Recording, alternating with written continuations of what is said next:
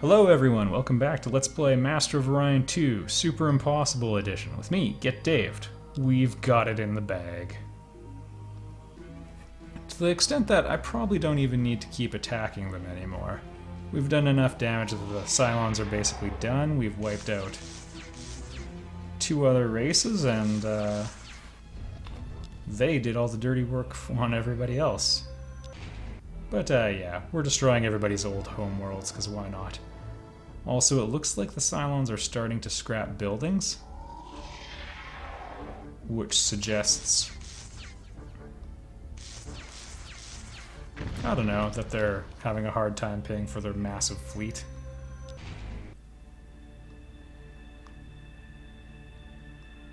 Alright, let's squeak out one more of these here. And over here. No, that's unnecessary. I think the big fight's next turn. And I don't know if there's going to be many more of them. We'll find out. Boy, it would be nice to have Stargates right about now. Alright, let's see what happens, folks. Only 55 Doomstars? They must be scrapping ships. I almost outnumber them, in that I am not quite as badly outnumbered. Well, it's still an impressive display.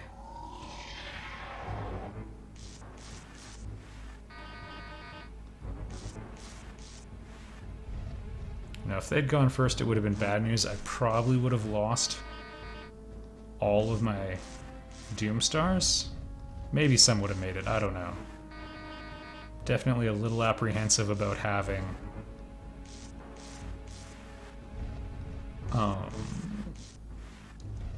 like taken off my reinforced hull on them, because that was giving me a lot of survivability, especially against large swarms of stellar converters. That said, I got a good feeling about this.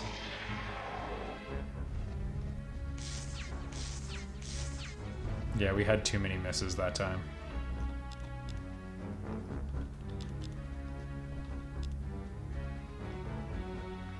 As a matter of fact, let's make something interesting. Because the fleet's a little smaller, I'm not going to decloak my ships. Let's see if we need them.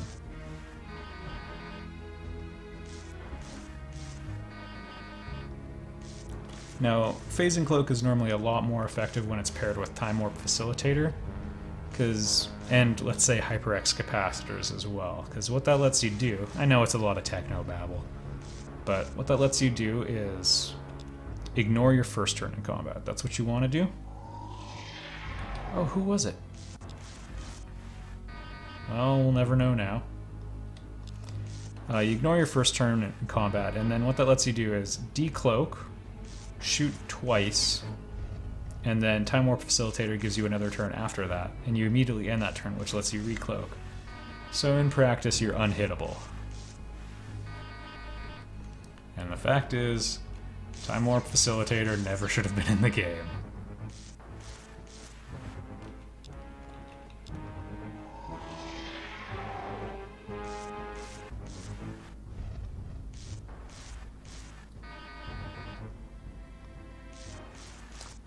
They have, like, enough black hole generators to ruin all of my ships, actually.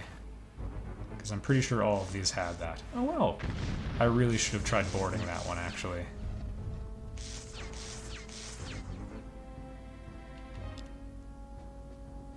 Security stations, they came prepared. However, unlike Antaran ships, these ones aren't all trigger happy about boarding. And they don't have all these extra mechanics added.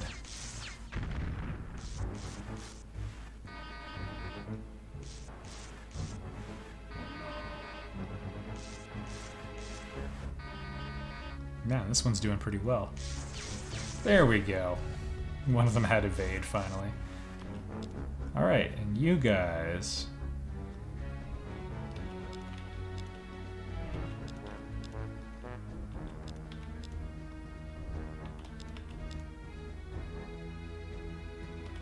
We'll leave it at that. we'll have like a nice asymmetric. Whoa!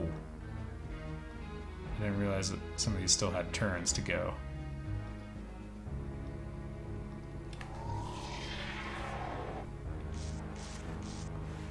So yeah, it appears I destroyed most of the Cylon fleet by destroying their economy first.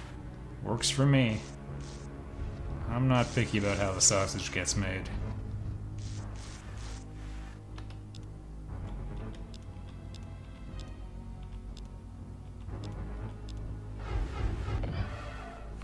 Okay, auto-fire phasers. They know what they're doing. Oh, plasma webs. I usually don't use them because they take time to really add up, but they're an enveloping debuff. Or damage over time, pardon me. Yeah, there's the black hole generator. So that thing's going to expand, and then it immobilizes the ship right away, and then just destroys it.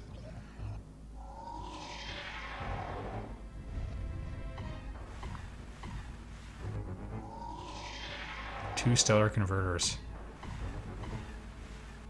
Yeah, so in these situations, having heavy armor would have been nice.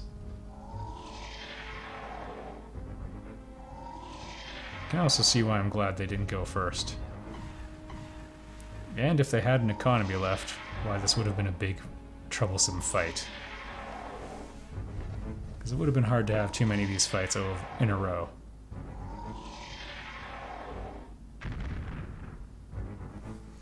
Ah, yes. Don't know if you noticed me.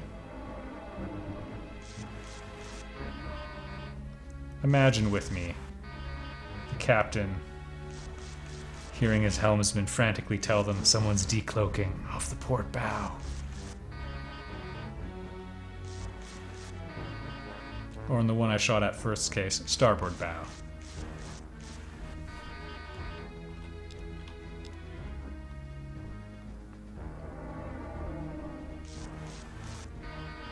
So yeah, I mentioned a while ago, not that these ships are doing it, but that the AI kind of likes to put displacement device on their ships.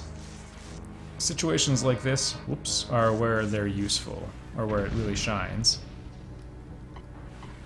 Oh, you got me.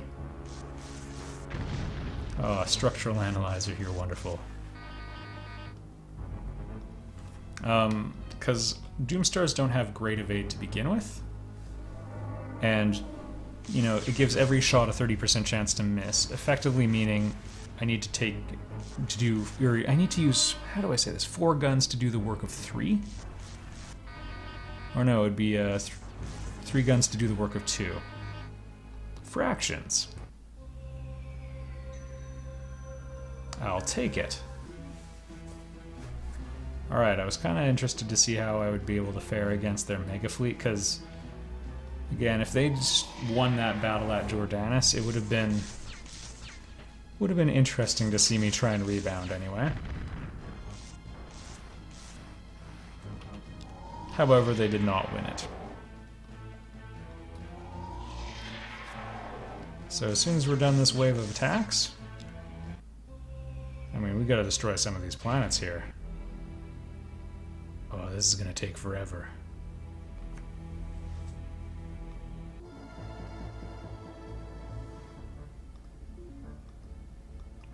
One,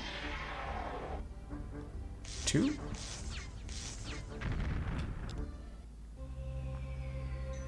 I mean, it's a matter of principle. I have to destroy these things. Alright, and conveniently, the fleet is mustered at Jordanus. It's fine. So, yeah, I'm officially declaring myself capable of, or like victorious. And just to mix it up, we're not going to send any Doomstars. Stellar Converter would just rip right through these guys, so.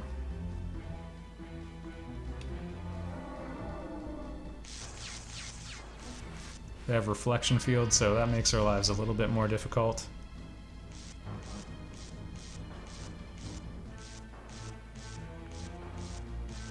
Just eviscerated by our own weapons. Who's on board? Fabio. Alright, I can't risk any further harm coming to him. I remember the first time I was playing this game in Attacked Antares. I mean, I just got obliterated by this thing. It is pretty good. Considering they don't really have very many of like the offensive techs. Like if they had HyperX on this thing, they could drop like quantum detonator and security stations for sure.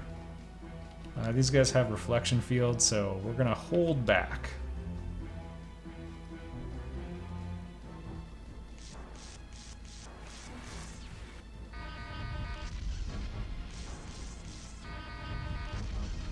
There we go.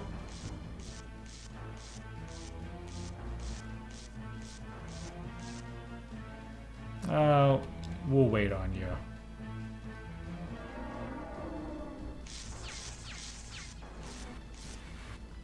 Again, having someone who can warp in and hit their reflection field would make a huge difference, or their dampering field. They'd be essentially toast if that happened. Oh, I was about to say, let's see if we can do it. And this is a planet that doesn't have the beam damage having thing. So if you want to see how much damage you can do, this is always a fun place to exercise it. If you can get a stack of like 8 stellar converters, which is possible.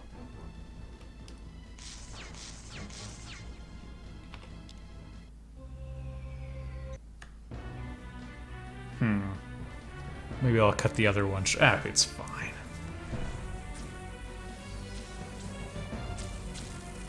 I wonder if my score is going to be any good.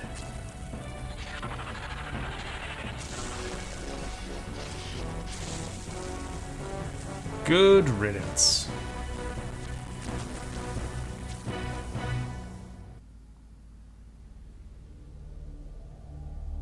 The power of the ancients is now yours to command. I'm not sure how. Crush all opposition beneath your heel. That is true. Rule the greatest empire in living history. Its soldiers' bravery at your command. Your army is undefeatable. Your fleets patrol the skies of every planet and galaxy. Well, asteroid field's more than planet. But other challenges await. The master of Orion. I don't believe you. I've tapped it out now. There's truly nothing left. Yeah, pretty unimpressive. With a 3.4 multiplier. Yeah, maybe blowing everything up wasn't the best for racking up points. But anyway. Whew. You've achieved the highest score. Wow, well that Irma is not really blowing me away there. Alright everybody, I didn't think it could be done, and we did it.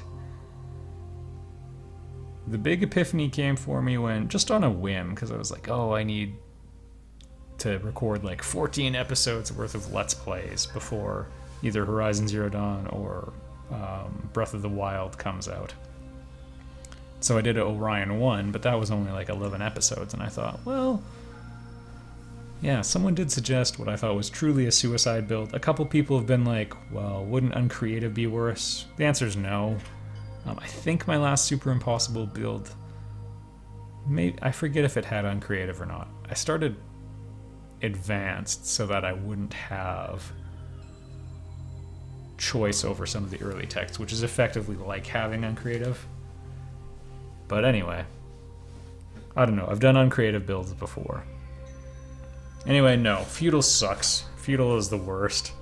A couple people suggested Repulsive would be harder, but on Impossible it's not really a thing, just because the races are all so hostile that even if they have a non-aggression pact and profitable trade treaties, if you look weak, they'll just attack you anyway. So Repulsive doesn't buy you any more protection. Having a fleet is what buys you protection. I mean, it does let you trade tech. So if you went Uncreative Repulsive, which you could do, that'd be -10. You wouldn't have a ton of control, but you'd be able to spy And since you wouldn't have any trade treaties to mess up, there'd be, you could go for it, basically. Yeah. Anyway, whew. Thank you for watching, everybody. And, guess I'll see you all in the next Let's Play. I guess we could try a 1.5 patch thing. There's some pretty crazy mods that could be applied. But, whew, what a game. Alright, thanks for watching, everybody. I'll see you later.